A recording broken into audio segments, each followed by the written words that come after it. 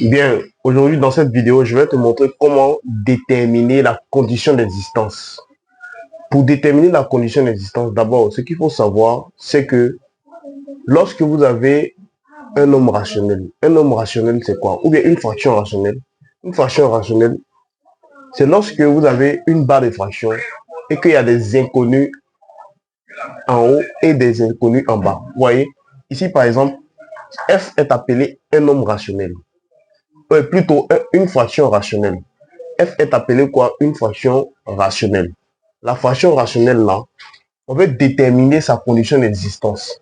Donc, on dit détermine les valeurs de la variable de x pour lesquelles f existe. Donc, en d'autres termes, déterminer la condition d'existence. Pour déterminer cette condition d'existence là, c'est très simple.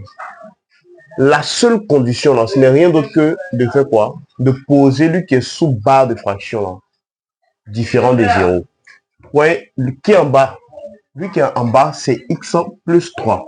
Donc, je vais le poser différent de 0 tout simplement. Donc, je vais dire f existe, f comme ça, f existe si et seulement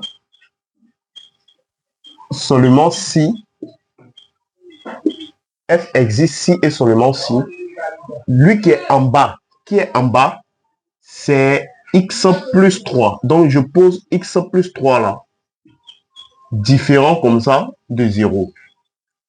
Voilà, ça c'est la première condition lorsqu'on te pose une telle question. Déterminer les valeurs de la variable de x pour lesquelles f existe. Donc, je pose d'abord f, je vais dire f existe. Lui qui est en bas, la condition s'intéresse seulement à lui qui est en bas, le dénominateur. Donc, qui est en bas, c'est x plus 3. Donc, je vais dire f existe si et seulement si x plus 3 différent de 0. Je ne vais pas m'intéresser à lui qui est en haut. Voilà. Ensuite, après avoir posé comme ça, je prends cette différence-là. Je pose ça égal à 0 maintenant. Je vais dire, on a x plus 3 égale à 0. Donc, vous remarquez ici, dans la condition, je l'ai posé différent de 0. Mais cette fois-ci, maintenant, juste après avoir posé la première condition, je viens en bas, je le pose maintenant égal à 0. Vous voyez, cette fois-ci, j'ai mis égal ici. Il y avait différent ici, mais ici, on met égal. À la deuxième étape. Après avoir posé ça maintenant, je vais chercher le x.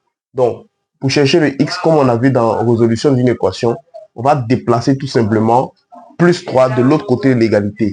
Donc, ça fait x comme ça. Égal à quoi? 0 était là. Plus 3 va se déplacer. Il devient moins 3 comme ça.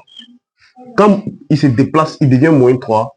Ça devient tout simplement maintenant quoi? Moins 3. Il fait 0 moins 3. 0 moins 3 fait combien? 0 moins 3 fait moins 3. Ça reste toujours moins 3.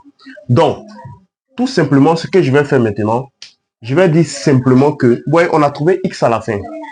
Donc, voilà comment on fait la condition d'existence. Après avoir trouvé le x là, je vais dire tout simplement maintenant, f existe pour, donc comme ça, donc f existe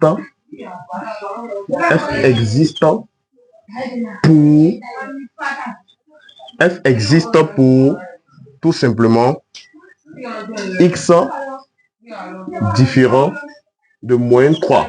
Donc, vous voyez, à la fin maintenant, on va dire quoi? F existe pour, vous voyez, cette fois-ci, on a mis différent de quoi? Moins 3. Donc, on va dire donc f existe pour x différent cette fois-ci de moins 3. Remarquez ici, on a cherché le x en mettant égal. On a posé la condition en mettant la différence. Ouais, on dit x plus 3 différent de 0. Et à la fin, maintenant, on a mis x différent de quoi? De moins 3. Donc, voilà donc comment on fait la condition d'existence. Donc, si on te dit de déterminer les valeurs de la variable, n'est-ce pas, de x pour lesquelles f existe, voilà comment tu dois faire étape après étape et à très bientôt.